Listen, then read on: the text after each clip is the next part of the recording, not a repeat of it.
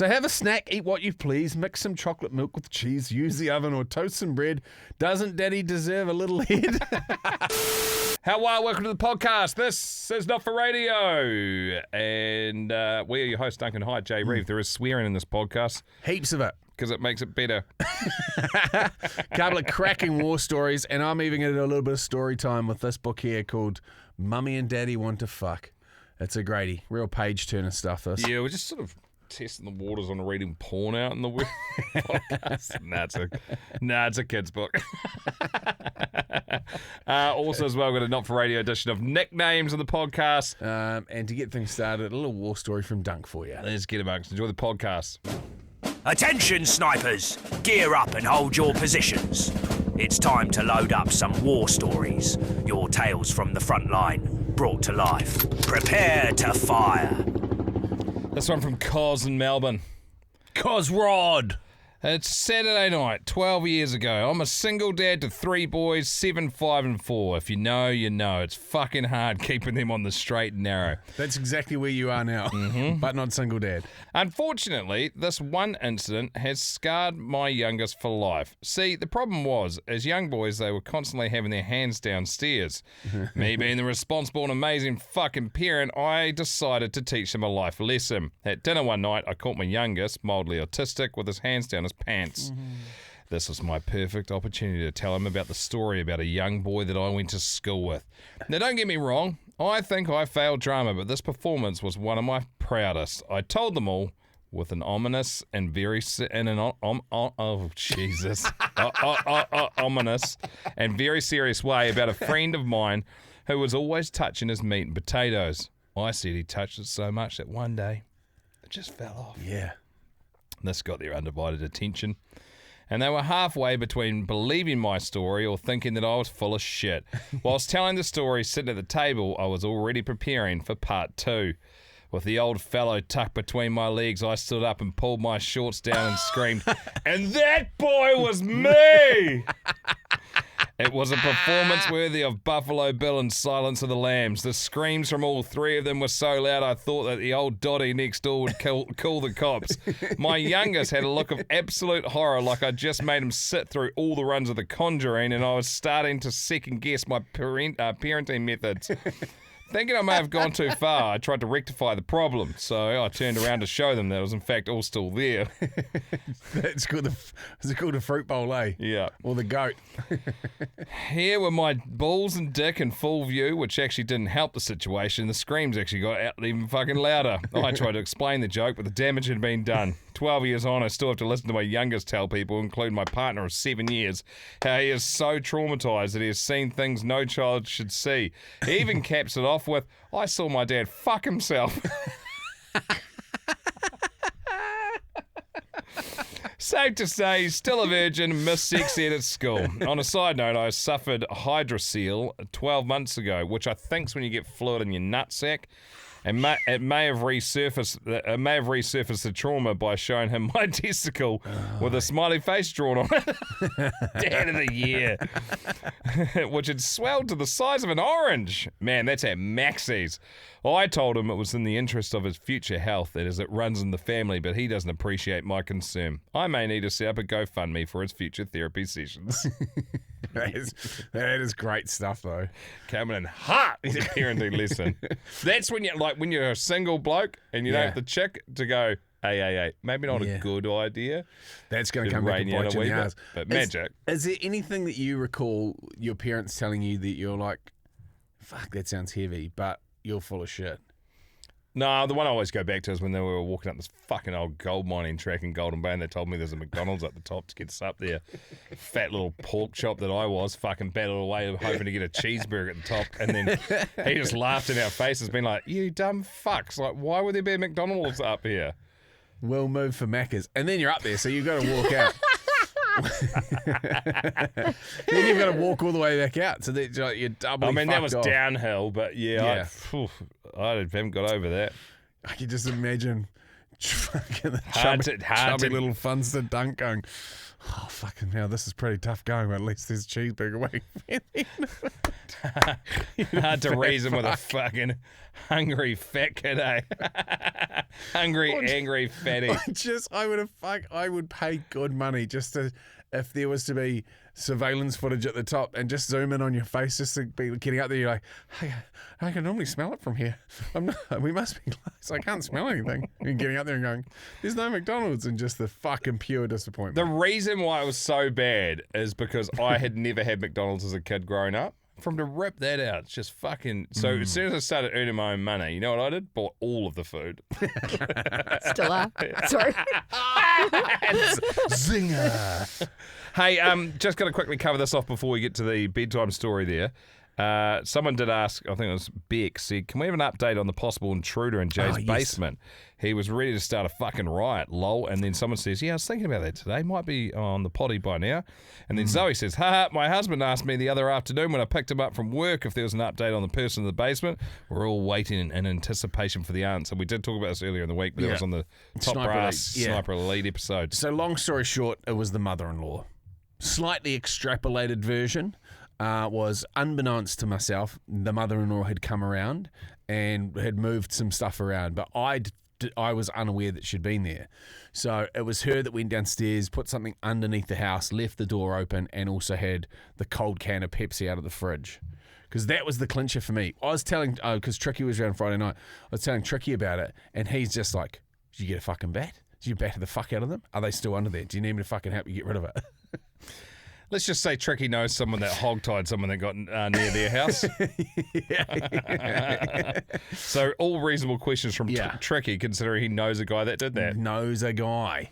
And so that was basically it. Because I was concerned when I got home that was the case, that there was somebody still trapped under the house. But yeah, we rang and his mum, and she confirmed it. So yeah, a little storm in a teacup there. So thank you for your concern. Hey, if we're gonna, I just look at this absolute piece of shit table that we're broadcasting from. Is there any table makers out there?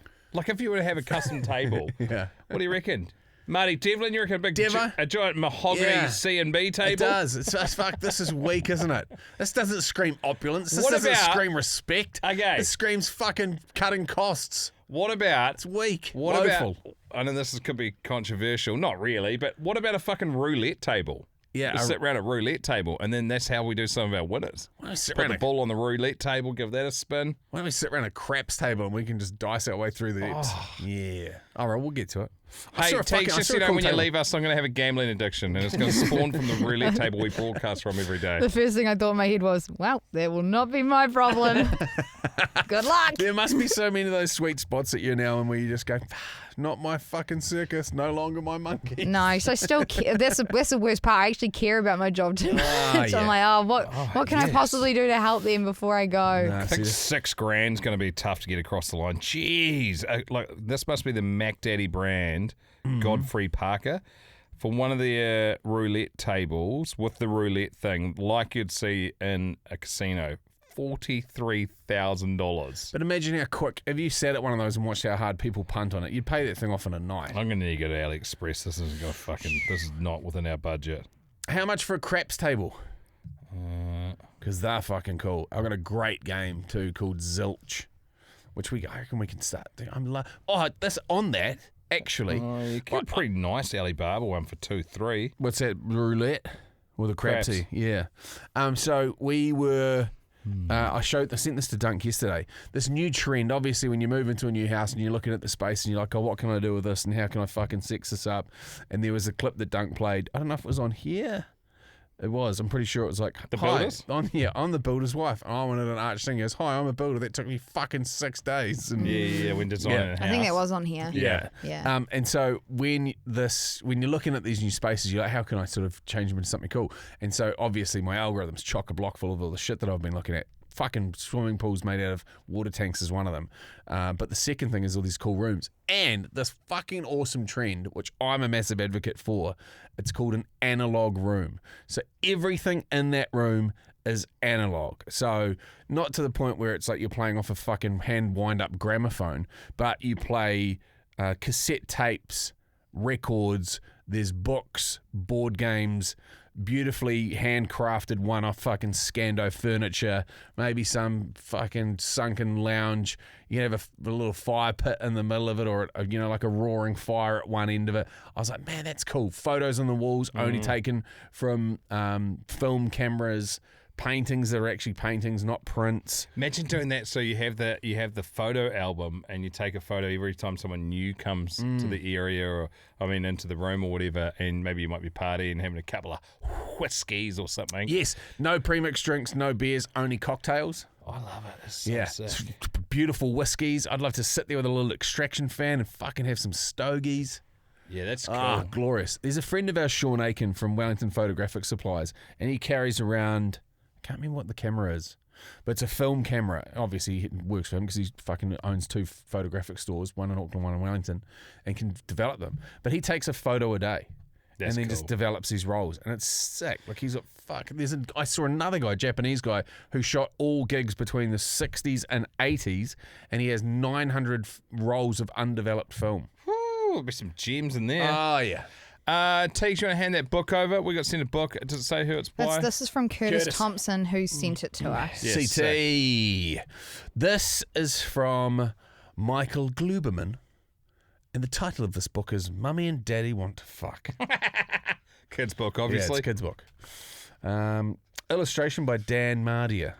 When I read the kids, I'm up over 3,000 books I've read to the kids now. When I read them to them, I always read the author's name, read the illustrator's name, because they're the real heroes. Okay, so it does say no part of this book may be reproduced in any form, but we're just going to brush on past that. Does audio form count as a form? Is it reproduction if we aren't producing it? I don't know. We're not selling it. Anywho, it's Sunday morning and dawn is breaking. Daddy wakes with something aching. He turns to Mummy with a hopeful smile. She's more than willing. It's been a while. This is fucking weird. The bed is noisy, squeaky, risky, but they're in the mood and feeling frisky. So pillows and blankets go on the floor, but it's too late now. They're at the door. Good morning, children. You are the best. We have no doubt. We're heaven blessed. But can you give us just 10 minutes so we can finish up some business? It's great. The old girl's fucking Angus tucked behind her ears there. It's complicated and we're ill at ease to try explaining the birds and bees. It's just that you're, well, a little young for where Daddy wants to put his tongue. You see, when a father and mother really, really love each other, they have a need, an urge, a twitch for something that can scratch that itch. Just going fucking... The illustrations on this thing are awesome. You could be reading it like a primary school teacher. So find a doll, a book, a puzzle, just long enough for us to nuzzle. You're talking kitty or that cool T-Rex, because Mummy and Daddy need to have sex. So have a snack, eat what you please, mix some chocolate milk with cheese, use the oven or toast some bread. Doesn't Daddy deserve a little head? So good. Do anything your little hearts desire. Go play with matches, start a fire, because all we need is half an hour to bump some uglies in the shower. Try juggling knives or take the car keys. Catch some squirrels, learn Congolese. Go find your favourite hiding place so Mummy can sit on Daddy's face. Go play hopscotch, jump some rope, anything that gives us hope that with the tiniest bit of luck, Mummy and Daddy will get to fuck.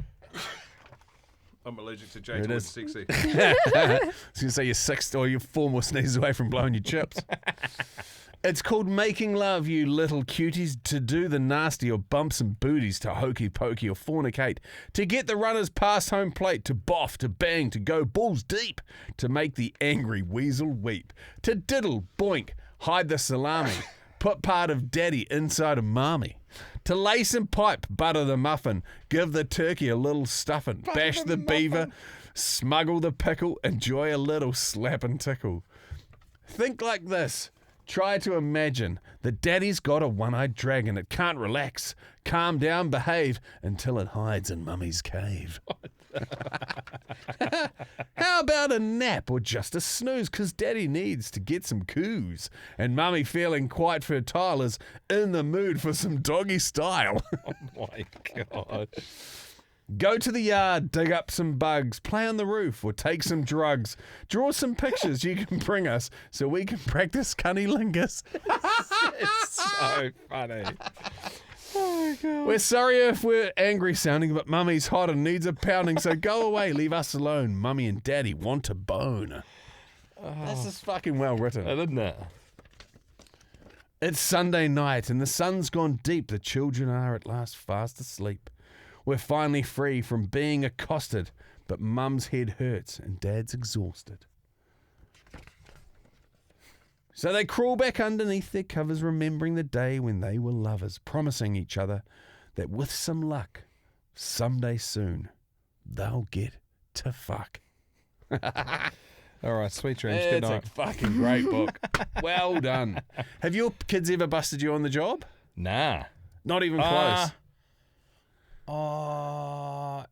Like maybe like half busted. Yeah. Like not like it can be bad. Have you ever? Did you catch your? I'm sure I talked to your sisters about this. No. They haven't caught your parents on the job either. Yeah, no, I haven't. Have your sisters though? No, I don't think so. Yeah. My sisters have both caught Mum and Dad on the job. I haven't, which is fucking a blessing. Let's hope it stays that way because it'll be rougher these days. The old boy like one of those tortoises, eh? Hey Jay, hey Dunc, this is Paul Salmon from England. When are you going to get your fucking asses over here? We are not for radio. Welcome to Not For Radio Nicknames. Let's go! This from Dan Thomas. Up here in Canada, I got some handles for you. I have to give them to people and things as I got a bad memory from years of combat sports. I'm from Cape Breton Island and on other side of the country in Kitimat, British Columbia, building the LNG plant. Here's a few for you. A labourer told us he used to go into his mum's room to swing on her bedroom swing. His nickname, as you know now, is Sex Swing. This one here from Chris Jordan. I'm in the UK and many years ago I worked for a blue chip company head office. Each week I went to the remote warehouse to carry out parts inspections. I didn't interact much with the operatives, but had the friendly nod, hello, and brief chat with some of the guys in there. So they knew me well enough that I wasn't like the other stuck-up head office staff. Anyway, I needed some packaging tape to send something and asked one of the guys if he had any. He said, go and ask Four Fingers at Goods Inwards and he'll have some. Four Fingers, I asked. Who's that? He explained, the old skinny guy with the grey hair. Oh, I said, I know him. Feeling embarrassed that I'd not noticed before that maybe a finger or thumb was missing, I asked, why do you call him that? The guy said, mate, have you ever stood next to him at the urinal? No, I said. He said, do it and glance across at his old man. It's so big he needs all four fingers to rest it on while having a piss. And the bloody thing is so big it still hangs off the end of his hand and the head hits the bottom of the urinal. I fucking fell over laughing. Paul Brennan, a prison officer in Ireland who's 6'4" and his ID number on his shoulder tags is 911. He's called the South Tower. Oh, shit. This from Chris O'Leary. Slinky, fucking useless except for pushing downstairs. Brian Minetti. When I worked on the carnival rides traveling the east coast of Australia, I found out all the workers get a nickname. I worked with a bloke whose nickname was Scooter. He got stoned one night and had the munchies and chased down a bloke on a scooter who had Maccas on the back. Like a delivery driver. Fucking hell. Merv Griffiths. A good friend of mine had a drinking bud who will remain nameless, Richard Fox. Found himself in a world of extreme pain after indulging in a slightly drunken night of hedonistic pleasures with his girlfriend, now wife, soon to be the ex, with the enthusiasm of said naked acrobatics included copious amounts of joyriding on her part to the degree that he slipped out. She brought her not so inconsiderable weight straight back down whilst not achieving the desired re-entry, subsequently snapping my mate's considerable manhood in half. Literally, after some months of healing and recuperation, his manhood has never really managed to return to its former glory. Hence our preferred nickname of choice, Wonky Donkey. Oh, shit. The Wonky Donkey. Shaggers, Sam here from the UK, was working over near Palmy with a mate of mine after several weeks of his know-it-all attitude and him telling all the Kiwi boys how to do it. They blessed him with the nickname Fig Jam, which translates to, fuck, I'm good, just ask me. Had a schoolmate who got so drunk at a house party he shat himself in the hall cupboard thinking it was the bathroom. He's been called Gravy Dave ever since. Sorry, Dave. Gravy Dave. Gravy Dave. Shit. They're good nicknames. Aren't they? All right. You're listening to Jay and Dunc, and they are ripping and a tearing of your ear holes. This is not for radio. You know what I saw the other day? Bob up is Nickelback was playing at some festival, and it must have been, it was like Portugal or Spain or something, and they walked on and they basically played 2 songs and just got booed by everyone. And he goes, "Is there any Nickelback fans here? Nah, anybody?" And everyone was like going, "Boo, boo," and throwing fucking rocks at them. So he just goes, "Fuck you," and then they all walked off the stage. Yeah, I like that. I mean, it's not my jam, but fuck, I've got a massive amount of appreciation for Nickelback after watching their doco. Like, they've had a rough run, man. But who would just, you must know. Oh, they know. Yeah. Fuck, he was a meme forever on the internet. He talks about it on the doco. It's worth a watch, honestly, even if you're not a Nickelback fan. Snipers, reload. Another war story incoming. Eyes on target, scopes dialed in. Let's see who hits the mark. Fucking need to be deaf and blind to not know. Okay, so Pascal Nicolet is sent in this war story. G'day, fellas and fellettes. This is my war story that happened to me one Wednesday. You can call me Pascal, because you guessed it, that's my fucking name. It's a bit of a David Longy, but I think you'll agree it is worth it. A bit of backstory to start, but relevant to the main story. So back in February 2012, the wife blindsided me with a separation, and I was devastated. I lost 35 kilos in 3 weeks. I was going to move into a share flat with some random people when a bloke I met in the complex that I was in said, "Move in with me, mate," which just happened to be 50 metres down the street from my ex. So he also helped me get a job at a tea house in Talabadura Valley on the Gold Coast. So I'd been working there as a gardener for about 3 months when one day I rocked up. I saw my boss, who we shall call Chris because that's his fucking name, pouring fuel out of a yellow container onto a burn pile from all the clearing that we'd been doing. So my first task of the day was to light this bitch up. Boss handed me a box of matches and off I fucking trot. I found a long stick approximately 4 metres long, wrapped it around one end, lit it, and I was standing on the high side of the hill because the pile was about 4 metres high, and I'm bouncing this larger-than-life match, aka the fucking stick, on the top of the pile, and it wasn't fucking igniting. Then it hit me. The fuel was actually petrol, and I was standing in the fuel vapour. I can't quite remember the exact moment, but fuck me. 1 second, I'm 4 metres away from this pile. The next thing, I'm 20 metres away and on fire. All I could hear is my boss laughing, saying, "What are you doing rolling around on the grass, you silly cunt?" So apart from a severely burnt forearm and most of the hair off my entire upper body evaporating, I decided to work out the rest of the day because I was fucking poor and I really needed the cash. So I raced home as I had my 2 little kids that afternoon, which I was supposed to pick up from school. So I got home, raced upstairs, had a shower and decided I'd seek treatment after having them for that arvo. Rushing is something I have learned to avoid after this day. As I ran downstairs, I jumped from 5 stairs from the bottom and smacked the top of my head on the lip of the ceiling. Again, a little bit of memory loss here too. The last thing I recalled before I came to was both my shoes going through the ceiling plaster before landing on the pummel of the handrail and then into the little glass coffee table next to it. I know this only when I woke up from my little slumber. There was a half meter in diameter circle of blood on my flatmate's white fucking carpet. So I rang the ex and told her she is going to have to pick up our son from school, as I'd done myself a real fucking mischief. As I waited for my ex to walk past with our daughter in the pram, my ex looked at me, and I'm not missing a beat. In her step, turns her head and says, "Fucking clean yourself up. You look disgusting." And off she fucked. What a piece of work. I drove myself to the hospital and started telling them the whole story, including my recent separation. Then the triage nurse puts her hand on my shoulder and says, "We'll have mental health come and have a chat with you." Stitches in my head, bandages on my burns, and some explaining to do to my flatmate. And there you fucking go. That was my Wednesday. Go long, go hard, and up the motherfucking was. Love you boys. Keep up the great work. You poor prick. That was my Wednesday.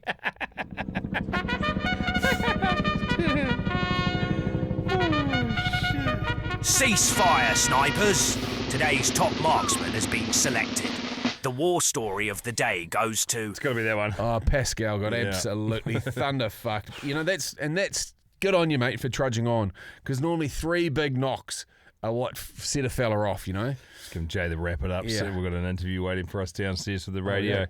Yes. Yeah, I know, it goes fast. Hey, whatever you're up to for the weekend, hope it's an absolute ripper. We bought tickets to the Auckland FC team. Oh, awesome. They're playing on Saturday at 5, I believe. Yeah, I'm going to UB40, so I'll be hanging out with everyone on the fucking King Kongs and Mount Maunganui. You got a UB40? Yeah. We've only got 2 good songs. Make sure you turn up at the end. Just sort of preloading at home. Sorry, UB40. Yeah. Do you know what UB40 stands for? No. Is it the benefit number or something? Yeah. All right, Show Teagues us is now these giving us a shows. wrap Shut up. the That fuck means up. we need to really wrap it up. Don't forget to rate, view, subscribe, share it with a friend, fucking all that stuff. But yeah, the Sniper Elite episodes Monday, Tuesday. Get amongst that. And have we got any discount codes working at the moment? No. Fuck us. Sorry. All right, we'll get amongst that. It's the best way to support us. Link in the show notes. Have a great weekend. We'll catch you Monday for the inside word. You can find out how our weekends went. Up the wires, baby. You've been listening to Jay and Dunc's Not For Radio podcast. Thanks for listening. I hope to see you soon.